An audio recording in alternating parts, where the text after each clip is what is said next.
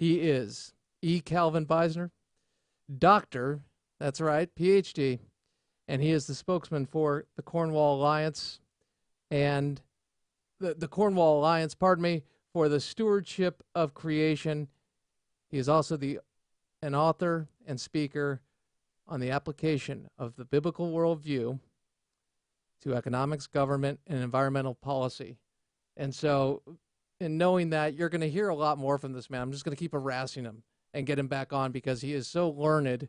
But he is dealing what we're all dealing with in the body of Christ. And those of you who are not with the Lord yet, thank you for being here. Great to have you. God knows you. God loves you. He created you. You're worth it. Now, Dr. Beisner, welcome back. How are you, my friend? Thanks very much. Good to be back. Enjoy being on the program with you.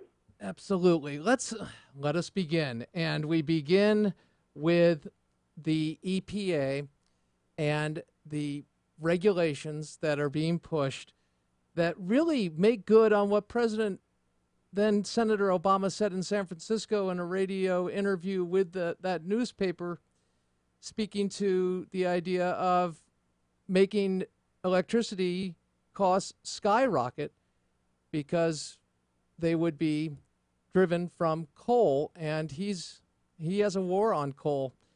Let's go first to the way this is being characterized by the mainstream media. Roll it. And this morning, the EPA announces a groundbreaking plan to cut power plant emissions blamed for global warming. Carbon dioxide limits are a hot political issue in Washington. The new rules aim to reduce carbon pollution by 30% in 6 years. This is America's first ever policy to limit those emissions. And the EPA says power plants are the largest source of greenhouse gases in the U.S. So did that seem like it was out of time there, Dr. Beisner?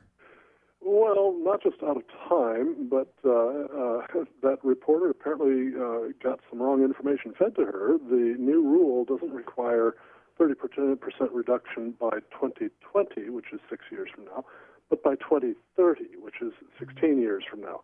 Nonetheless, the rule propagated now by the EPA would attempt to do that, a reduction of 30% in the emission of carbon dioxide from existing coal-fired power plants. The cost of doing that, even according to the EPA's own calculations, would be about $143 per ton of CO2 emission prevented. The supposed benefit of that, again, calculated by the EPA itself, would be only about let's see, 143 minus 61, about $82 per ton of carbon. That's the benefit, 82 per ton. The cost, 143 per ton. So the waste, that is the excess of cost over benefit, is $61 per ton. That's according to the EPA's own figures. We might as well just simply burn the $61 per ton. Actually, you can multiply this up, and over the period from now to 2030, the cost would amount to an average of slightly over $50 billion per year to the U.S. economy. That's going to hurt a lot of people. It's going to destroy jobs, and it's going to reduce people's take-home income.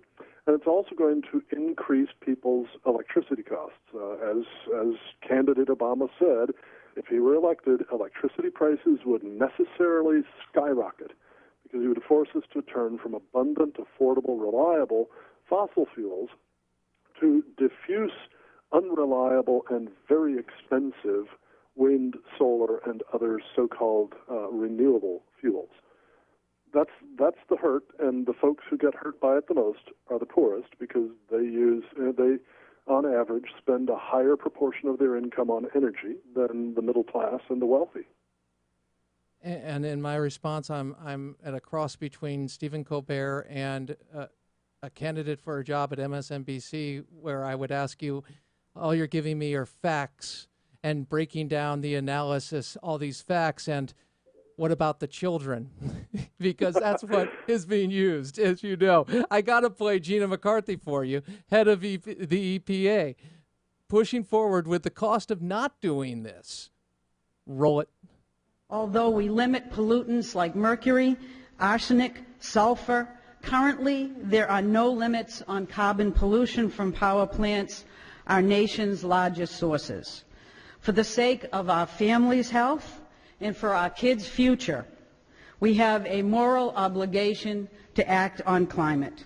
When we do, we'll turn risks of climate into business opportunity. We'll spur innovation and investment, and we'll build a world-leading clean energy economy. The science is clear, the risks are clear, and the high costs of climate inaction keep piling up.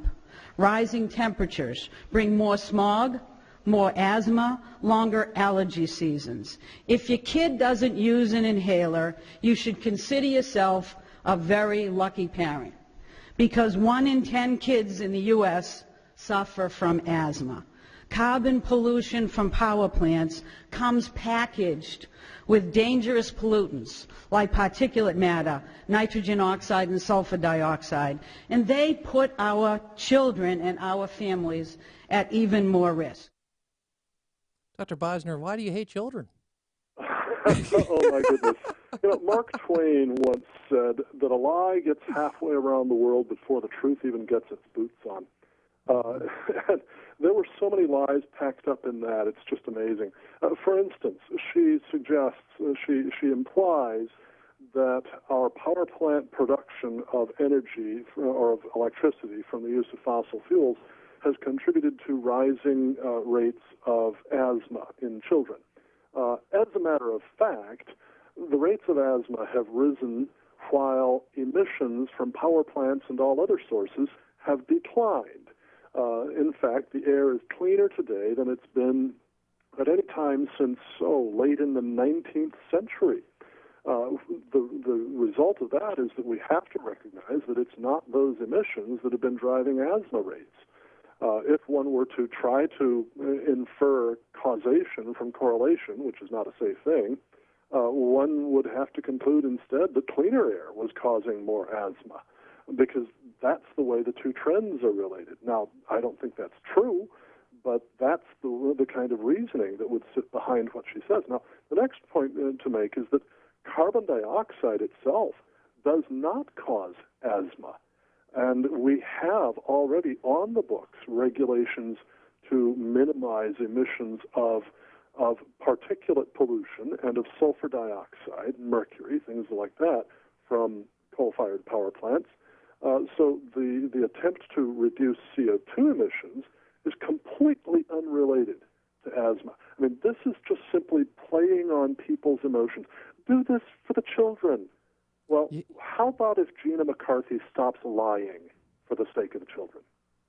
And that would be great. They also point to these studies, and you go back and you do maybe pull back one layer, sometimes two. Sometimes it takes two, but then you realize the study's methodology is off, or there's something flawed, and there are contradictions within the data that are not congruous with the outcome of the study. Does this happen a lot? Oh, yeah, it happens a great deal. And frankly, in the few minutes that we have together, it's impossible to address all that stuff. So for that reason, I would invite your listeners to come to cornwallalliance.org. That's our website, cornwallalliance.org. And also to visit our page on Facebook, Cornwall Alliance at Facebook. There we have ongoing discussions all through the day, every day, of these issues, and we provide good references to solid scientific studies that point the opposite direction from what Gina McCarthy and President Obama are pointing.